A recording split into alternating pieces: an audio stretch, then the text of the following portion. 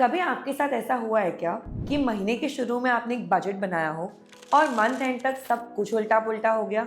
Grocery का bill, petrol का खर्चा, सब कुछ आउट ऑफ कंट्रोल लगता है। कभी सोचा है इन सबका असली कल्प्रिट है कौन? Well, it's not just inflation, it's actually also because of currency and commodity prices. Hello and welcome to the first episode of the currency and commodity series. In this episode, we are going to understand what currency and commodity are and why they have such a big impact on our everyday life. So, what is currency? Currency is simply the money we use every day. The rupee, dollar, and euro, these are all currencies.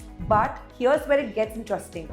When you travel abroad or buy imported gadgets, you're participating in something called foreign exchange or forex. For example, if the rupee weakens against the dollar, let's say from 75 to 85 per US dollar, your dream trip to New York just got a lot more expensive. Now let's understand commodities. Commodities are the raw stuff that we use in our everyday life. They come in two forms: hard commodities like gold, oil, metals, and soft commodities like wheat, cotton, and coffee. From the petrol in your car to the atta flour in your kitchen, you are constantly using commodities. But here's the twist: they don't come cheap. Their prices are affected by global demand, supply, climate, and even war. Here's why it matters to you. India imports over 80% of its oil and a large share of other commodities.